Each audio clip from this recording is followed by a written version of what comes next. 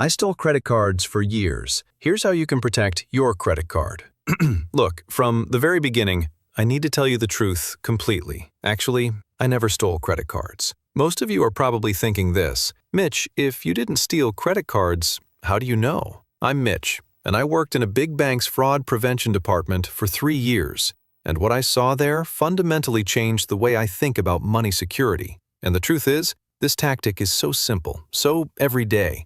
And when I tell people this, you'll probably be shocked. Like, how did we not think of this before? Welcome to the X-Scammer, and I'll show you everything I know from the inside. Now let me ask you this. When was the last time you actually checked your credit card statement line by line? According to the Federal Trade Commission's 2023 study, if you're like 68% of Americans, the answer is almost never. And scammers rely on exactly that. Here's what most people don't realize. The average fraudulent charge that goes unnoticed? $47. Not $4,700, $47. Why? Because our brains are programmed to ignore small inconsistencies. When a scammer makes a $47.32 charge from a generic place like Online Services LLC, they know you'll probably scroll past it. Look, let me explain the psychological side. There's a concept called threshold avoidance. Criminals literally study your spending habits. During my time at the bank, I watched a case where someone lost $2,100 over 18 months, $10 at a time, and didn't notice until their credit limit suddenly filled up. These are the things they don't want you to know. Now, you might be thinking, but Mitch, I have fraud alerts. Okay, to tell the truth, those alerts are designed to catch big things. Is someone trying to buy a $3,000 laptop in another state? Yes, you'll get a notification. But these small, strategic charges, because they mimic your normal behavior, they slip right through. Before continuing, a short warning. This video's information is general information. If you see a suspicious transaction, call your bank immediately. Yes, let's continue. Here's the math that will shock you. According to Javelin Strategy Research, the average fraud victim loses $1,100 a year because of small transactions that go undetected. But here's what really kept me up at night, and what I learned while investigating thousands of cases. The real danger isn't just the money you lose, it's what happens to your credit score when these fraudulent charges push your utilization above 30%. Let's say you have a $10,000 limit, and you normally carry a $2,000 balance. That's 20% utilization. But add $2,100 of fraudulent spending? Now you're at 41%. Your credit score can drop 30 to 50 points in a single month, and that can cost you thousands because of higher interest rates. Do you see how it adds up? Here's exactly what you need to do. And it's the same system I personally use. Every Sunday morning, 7 minutes, that's it. Open your credit card app and review every transaction from the past week. Not a monthly statement, weekly. Why? Because fraudulent charges often show as pending for 2 to 3 days before they post, and that is your window to dispute with zero liability. Now here's what most people miss, and I cannot emphasize this enough. Turn on transaction notifications for every purchase. I know your phone will buzz more, but let me explain why this matters. Scammers usually start with a test charge, usually between $1 and $5, to see if the card is active. If that slips by unnoticed, bigger charges start flowing. If you catch that $1.99 pending authorization immediately, you stop the whole chain. And let's talk about something nobody discusses: subscription drift camouflage.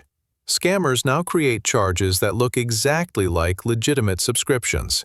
They use names like premium media services because they know you probably have streaming services you don't use. Here's what I did.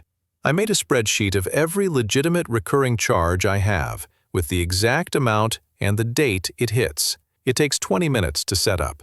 Now, when I review my statement, anything that doesn't match my list is flagged instantly. This system saved me $340 last year. But here's where it gets really interesting, and this is insider knowledge. Most credit card fraud doesn't start with your physical card being stolen.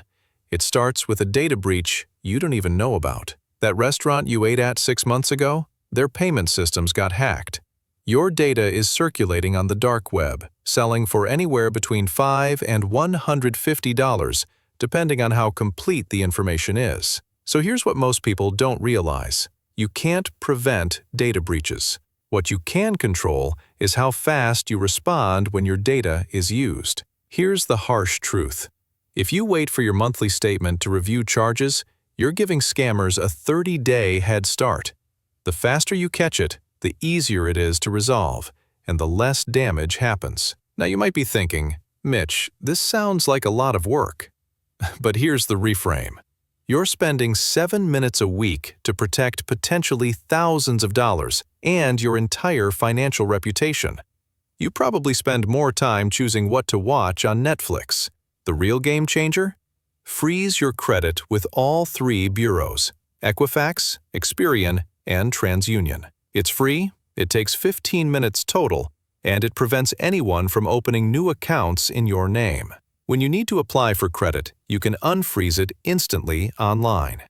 This one action stops about 90% of identity theft. Trust me. And here's something that will blow your mind. Use virtual card numbers for every online purchase. Most major banks offer this feature now. You generate a random card number linked to your real account, set a spending limit, and if that merchant gets breached, the fake number is worthless to scammers. I use a different virtual number for every subscription service. Here's what actually happens when you implement this system. I've seen it work hundreds of times. In the first month, you'll probably find 2 or 3 charges you forgot about. Old subscriptions, free trials that turned paid. That's usually $30 to $50 back in your pocket.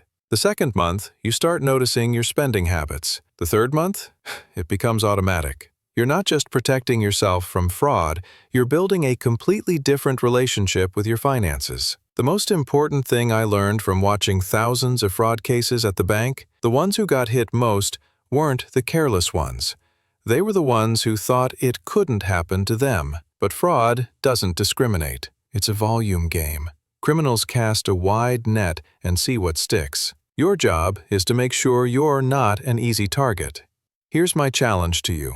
Right now, before you finish watching this video, open your credit card app. Scroll through the last 7 days of charges.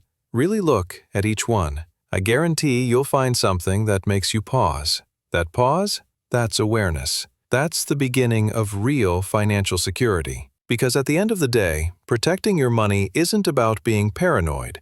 It's about being aware. It's about knowing where every dollar goes and making sure it's going there by your choice, not someone else's. 7 minutes a week, real-time notifications, virtual card numbers, credit freeze. These 4 actions will protect you better than any fraud insurance policy. The question is, will you wait until you're a victim to take this seriously?